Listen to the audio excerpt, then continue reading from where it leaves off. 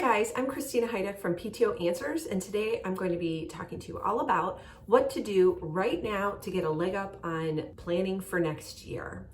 So the one thing that I want to really draw your attention to is that this is a great video for new leaders to watch, as well as PTOs who have decided not to do elections until late summer or fall. I think if you fall into one of those three categories, then you really need to look at this video and start doing some of my recommendations, because I really think it'll be the best thing possible for your PTO when school resumes in the fall. So keep in mind, these are all things that you should be doing right about now anyway, but normally we'd all be busy finishing out all of the plans that we had for the rest of this school year, and we didn't actually have time to get to any of this until probably the summer at the earliest. Let that be an advantage to having this time and that we wouldn't otherwise have. The very first thing I want you to do is to grab a calendar so that you can start filling in dates. And I have a free planning calendar that you can download. All you have to do is put in your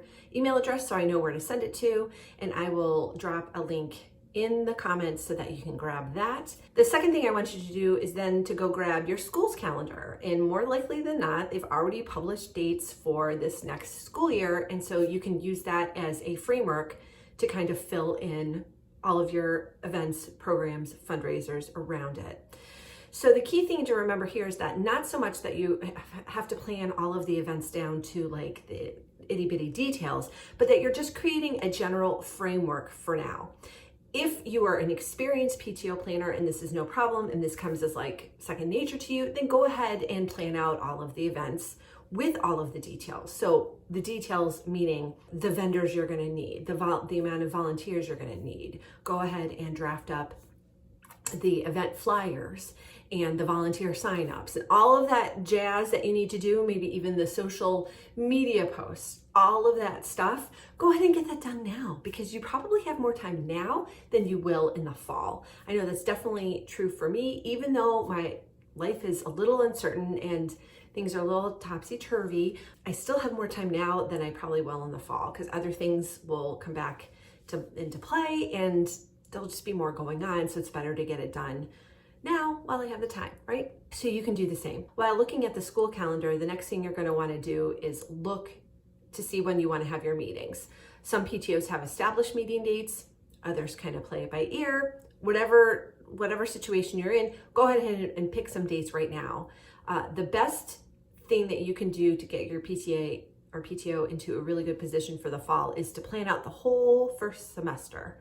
And so that no matter what happens, you'll have all that done and you can spend time just executing and then also planning for the second semester. And like I said, really this is something you should be doing anyway, but because we have this extra time and because people are so focused on things that they can actually do instead of bemoaning our current situation, this is why I'm offering up these suggestions. Once you have the meetings on the books, then go ahead and decide what kind of events you want. Do you want to have a welcome back bash?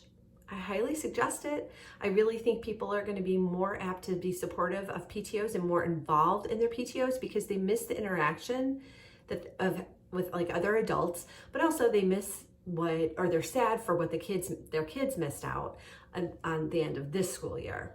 So I think you should really be prepared to take advantage of the newfound interest that I anticipate parents will have. The beginning of the school year is also a really good time to plan a welcome back staff appreciation event. So you could throw a breakfast, you could do goodie bags, like a first week survival kit, something like that. You'll always be more creative when you have more time to think about things and plan, so use this time wisely. I know I keep harping on that, but really it can't be overstated. So the other thing that you are going to want to make sure to roll into the mix is planning when your fundraiser will be. And it's really key to make sure that you don't have a family event and a fundraiser going on at the same time unless they are one and the same thing, like a family readathon or something like that.